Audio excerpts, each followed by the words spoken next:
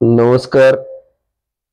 आमचे प्रतिनिधी अमोल बचुटे यांनी दिलेली अधिकची माहिती अशी की आगामी नगर परिषद निवडणुकीच्या पार्श्वभूमीवर प्रभाग क्रमांक 5 मध्ये तब्बल 2800 बोगस मतदारांची नोंद असल्याचा गंभीर आरोप महाराष्ट्र नवनिर्माण सेनेकडून करण्यात आला आहे.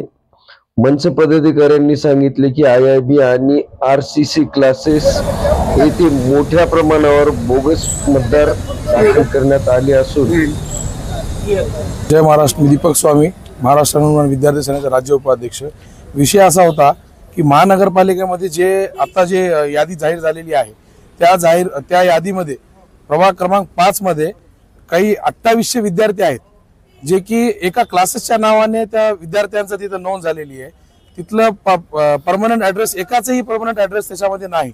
सगळ्यांचा ॲड्रेस जे काही ॲड्रेस प्रूफ जे राहायला पाहिजे त्याच्यामध्ये 2 क्लासेसचे नाव आहेत, एक IIB आणि दुसरं RCC, जे की तसं काही ह्याच्या इलेक्शन कमिशनच्या ह्याच्यामध्ये तसे नसते. त्या हिशोबाने आम्ही साहेबांना हे निवेदन दिलो की याच्यामध्ये तात्काळ दुरुस्ती करून घेण्यात यावी, अन्यथा महाराष्ट्र नवनिर्माण सेना याच्यावर आंदोलन करणार.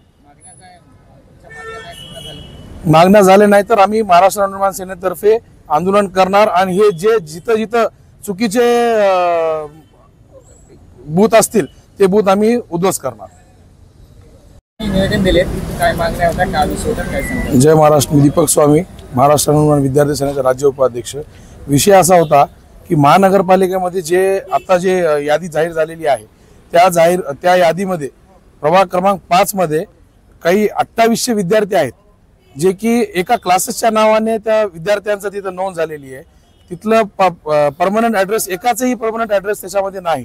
सगळ्यांचा ॲड्रेस जे काही ॲड्रेस प्रूफ जे राहायला पाहिजे त्याच्यामध्ये 2 क्लासेसचे नाव आहेत, एक IIB आणि दुसरं RCC, जे की तसं काही ह्याच्या इलेक्शन कमिशनच्या ह्याच्यामध्ये तसे नसते. त्या हिशोबाने आम्ही साहेबांना हे निवेदन दिलो की याच्यामध्ये तात्काळ दुरुस्ती करून घेण्यात यावी, अन्यथा महाराष्ट्र नवनिर्माण सेना याच्यावर आंदोलन करणार. मागण्या झाले नाही तर आम्ही महाराष्ट्र नवनिर्माण सेनेतर्फे आंदोलन करणार आणि हे जे जिथं चुकीचे